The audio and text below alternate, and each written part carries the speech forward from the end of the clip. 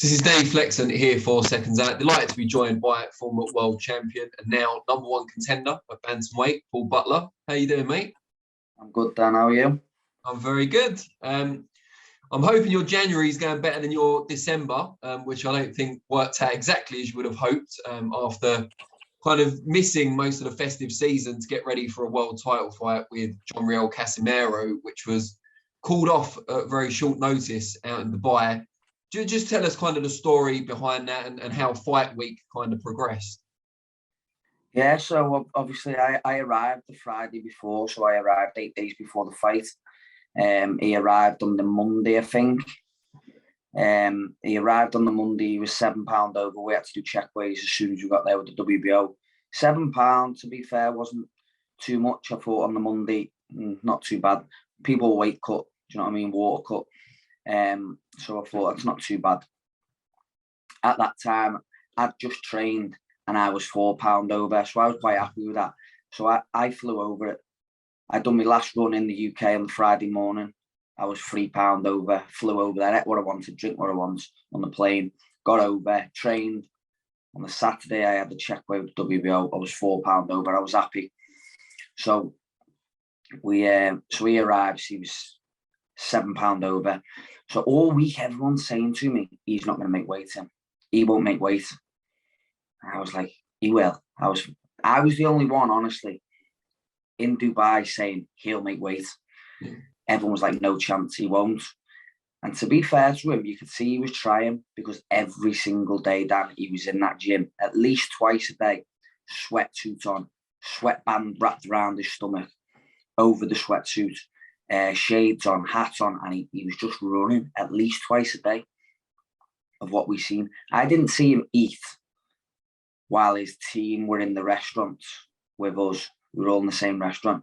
I didn't see him eat once and his team were eating around the tables. He just sat there with his hood up, proper like frustrated, and he just looked agitated.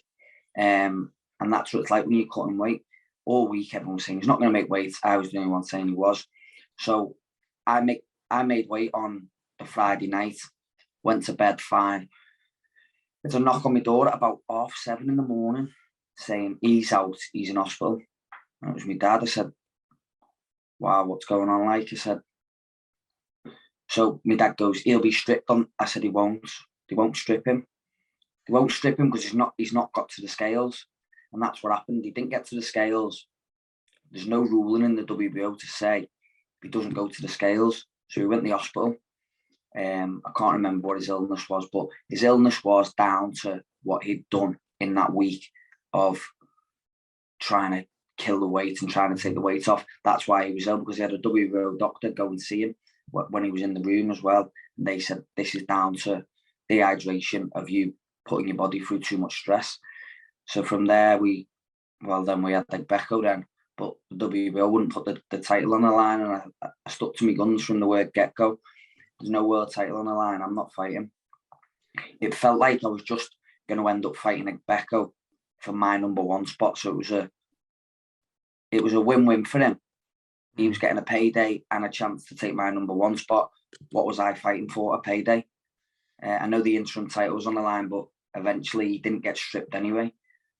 Yeah, and the interim title only gets you a shot that you would have got anyway.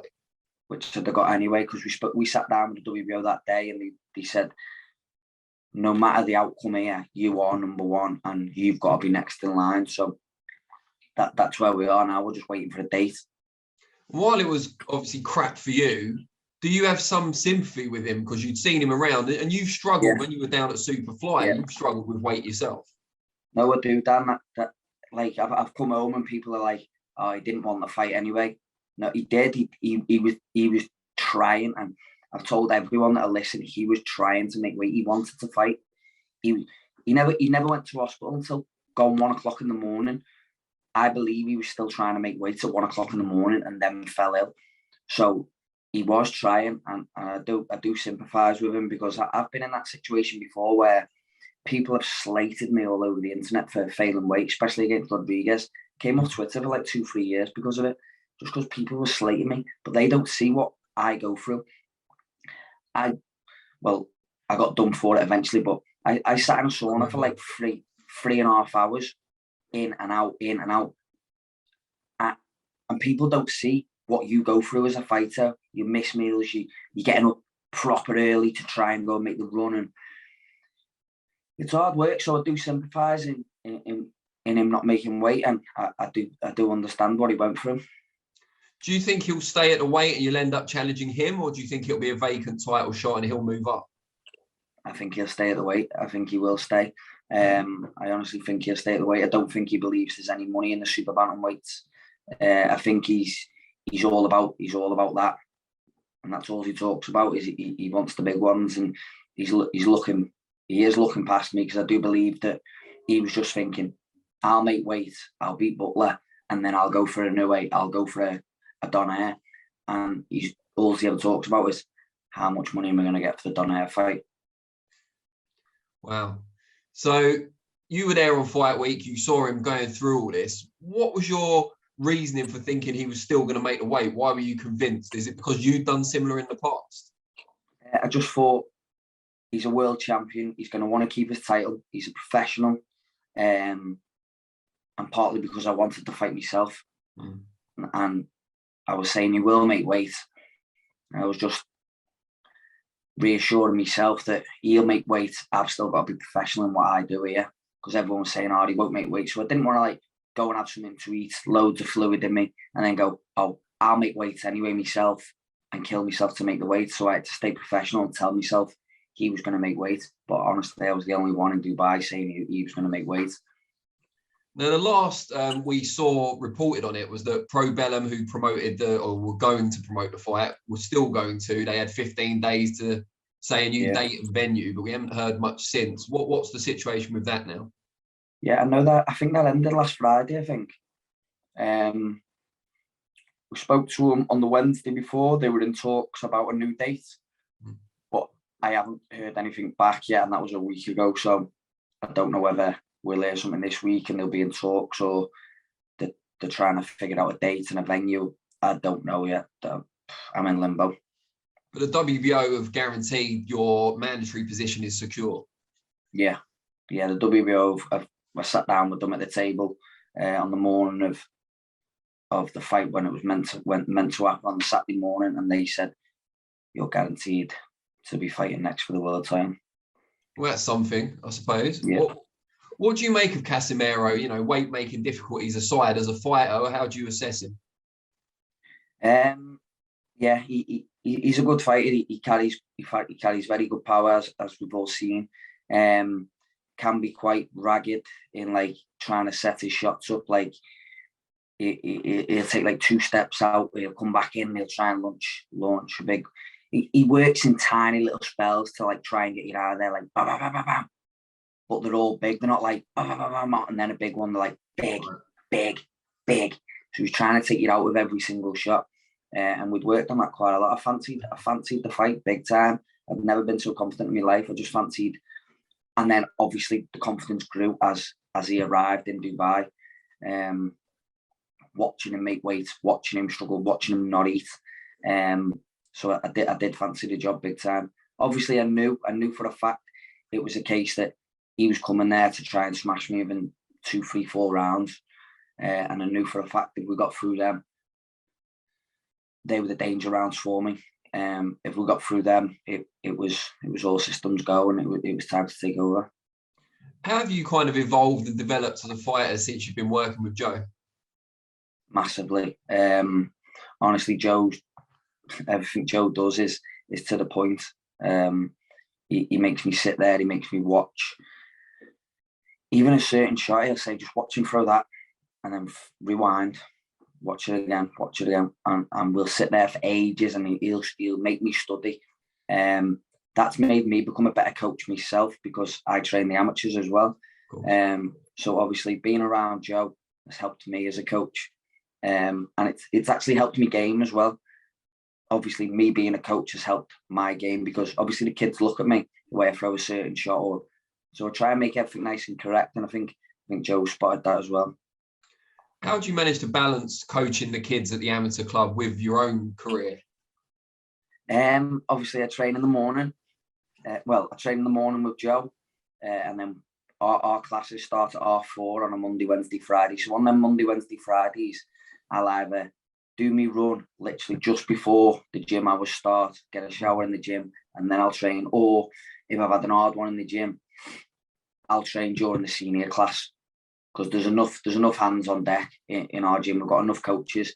So I'll say, it's all right if I go and finish me run, or I'll train with them sometimes and I'll mix it up a bit. But 9 times out of 10, as it gets closer to the fight week, I'll train with the seniors and I'll do my run while they're training. And just kind of sharing your knowledge with the amateurs, has that kind of helped your own competition, your own training as well? Because you're reminding yourself about the basics and the fundamentals. 100%. So even when I'm on the bag and I'll throw a jab and it's not quite a good jab, Joe will say, you've got to throw a jab like you're teaching the kids. The kids are looking up to you. The kids will always watch what you do. So every single time I'm demonstrating something in the gym, I'll make sure it's correct. I enjoy it. I love doing what I do.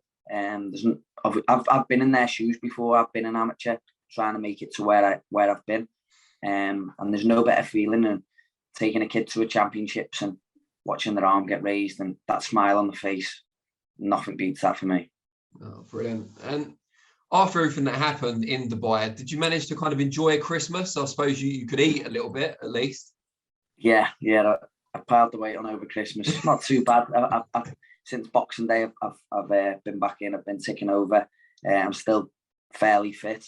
Just a little bit of weight to take off. That's all. I never go miles over my weight. Probably in and around a stone, which isn't too bad at all. I enjoyed my Christmas. I didn't really do much after Christmas.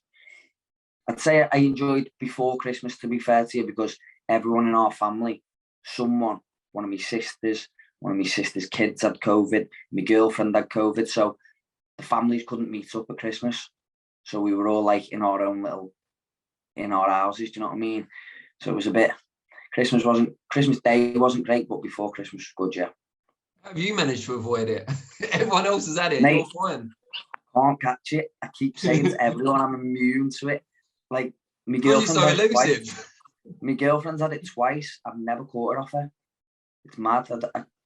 This virus that's dead contagious, I can't catch it. It's because you're so slippery and elusive, mate. It's got to be. The head movement. That's good. Great stuff. Mate, it's been a pleasure to catch up. We should do it again when you've got a date in the books for the Casimero fight. And hopefully that's sooner rather than later. Hopefully, mate. Brilliant.